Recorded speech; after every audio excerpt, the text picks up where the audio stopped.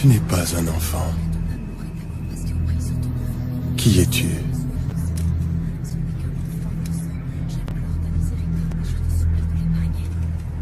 Pourquoi n'habites-tu pas dans la maison du Seigneur, à Jérusalem?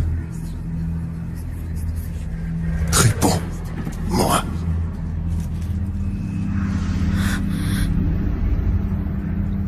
Vous ignorez les réponses. Vous ignorez ce qui va arriver. J'ai raison. Vous ne savez pas quel sera le dénouement. Qui es-tu? Je t'ordonne de me répondre. Ne touchez pas. Ne vous avisez pas de poser la main sur moi.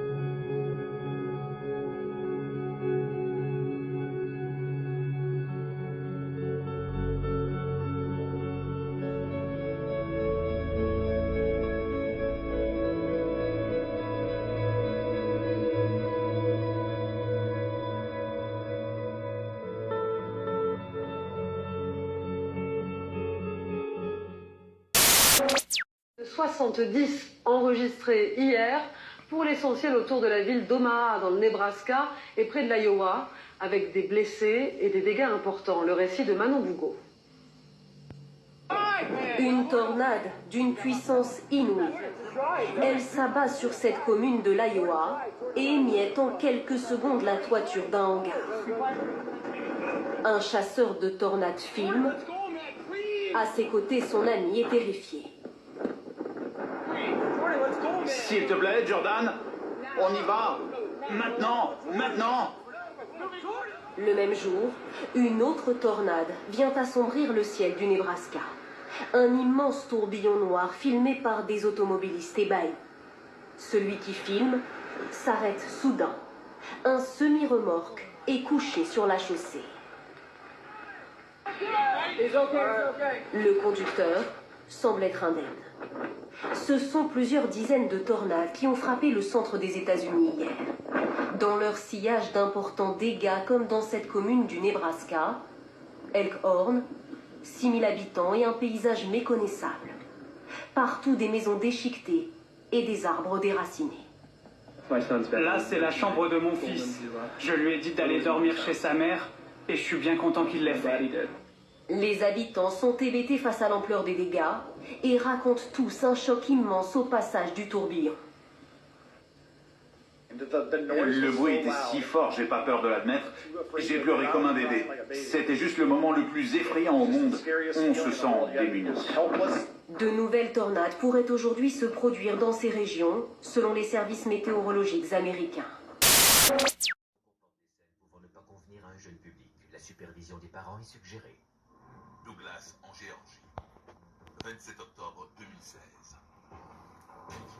Michael Mansell, 30 ans, et James Dryden, 21 ans, sont arrêtés après avoir été trouvés avec un arsenal d'armes et un plan détaillé d'attaque contre le HAARP, le programme de recherche sur le rayonnement à haute fréquence, situé à Gakona, en Alaska. HAARP est un réseau constitué de très grandes antennes. L'idée derrière ce projet est de pouvoir émettre de très grandes longueurs d'onde radioélectriques dans la haute atmosphère et les faire rebondir sur l'ionosphère pour les envoyer de l'autre côté de la Terre. Ces signaux pourraient continuellement être diffusés partout dans le monde, au-delà de l'horizon. À ma connaissance, il s'agit simplement d'un concept de communication à grande échelle. Bien que l'objectif officiel du HAARP semble inoffensif, les autorités ont déterminé que le motif derrière l'attaque planifiée de Michael Mansell et de James Dryden était attribuable à leur croyance que le HARP ne serait pas qu'un simple projet de communication, mais plutôt un programme complexe de contrôle mental. Le HARP est apparu il y a des années dans un livre intitulé Between Two Ages, et traitant de la théorie de Gordon MacDonald, selon laquelle une juste alimentation électronique de l'ionosphère arriverait à la faire vibrer, et elle deviendrait une énorme antenne de radiodiffusion céleste. Le fait de tourner ce signal vers la Terre manipulerait le comportement de la majorité des personnes en contact avec lui. On a ici du sérieux, pour ce qui est du contrôle mental à l'échelle mondiale.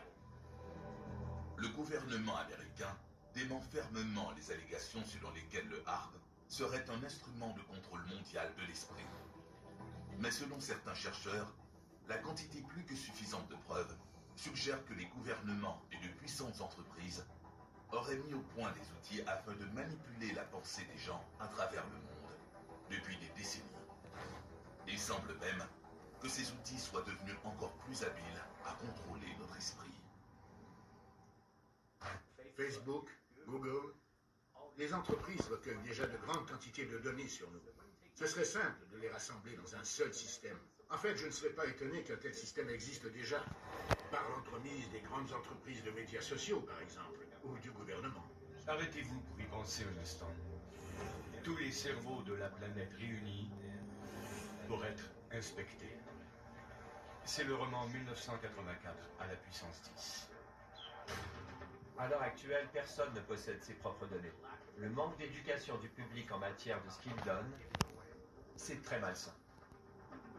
La solution à ce problème réside dans des sociétés mieux informées, mieux éduquées, capables de communiquer plus librement. Plus de liberté de discussion, pas moins. Quand on pense au contrôle mental, la principale leçon à retenir est le plein contrôle de soi-même, de nos idées et de nos croyances. Les progrès de la technologie et des neurosciences démontrent que la capacité d'influencer ce que les gens pensent et ressentent est de plus en plus efficace. Les réels motifs des auteurs derrière ces innovations tentent-ils à profiter aux masses ou à les contrôler? Les réponses se trouvent peut-être parmi les pages de l'histoire secrète des États-Unis. Ne va pas au Canada. L'immigration au Canada n'y va pas. Je sais que je vais paraître pour une folle et que beaucoup de personnes sont en train d'aller là-bas. Mais je vais revenir avec ce message parce que le Saint-Esprit m'en met la pression. Ne va pas au Canada. Vaudrait mieux même tu vas en France. Vaudrait mieux même tu vas, je ne sais pas, en Espagne, dans un pays d'Europe. Ne va pas au Canada. C'est un message que je donne à ceux qui sont en train de faire les papiers et même à ceux qui sont déjà là-bas. Faites attention. Ce qui va se passer est très sombre. C'est très sombre. Vous savez, avant qu'un problème n'arrive, tout paraît normal, tout paraît paisible.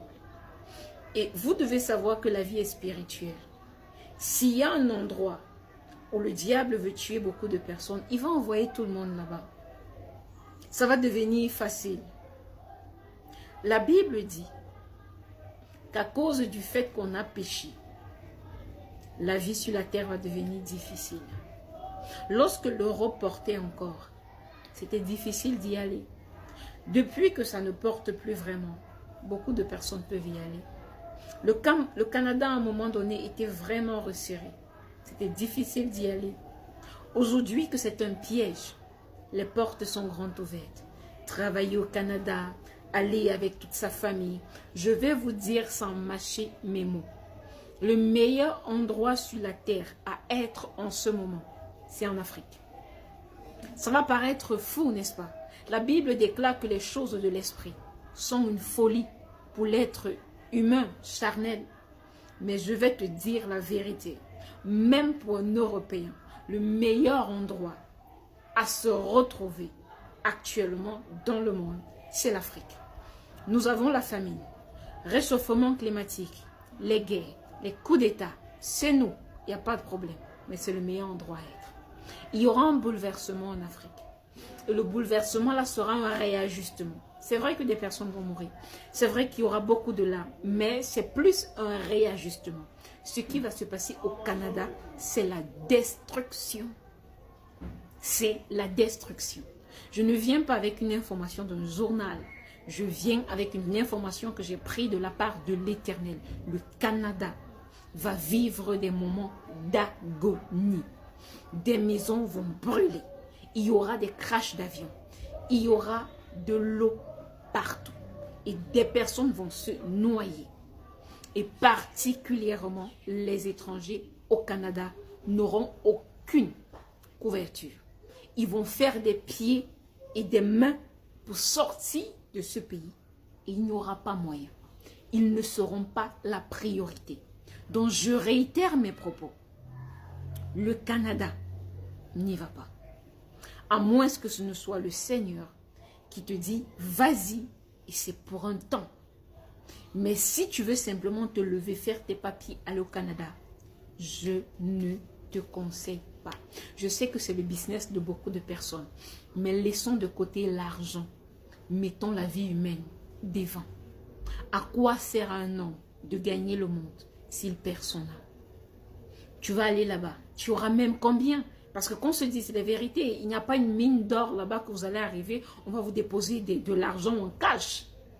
Arrêtez de rêver. C'est un piège. Aller au Canada en ce moment est un piège. Il n'y a que ceux qui sont partis avec l'approbation de Dieu, ou bien qui ont fait des choses, qui ont marqué le cœur de Dieu, qui vont s'en sortir avec leurs 2 vêtements. Mais les plus chanceux, après cette vague-là, les plus chanceux seront ceux qui auront la vie sauve. N'allez pas au Canada. C'est un conseil. Dieu est physiquement sur la terre. Dieu est physiquement sur la terre. Dieu est physiquement sur la terre. Et ce qui se prépare n'est pas bon.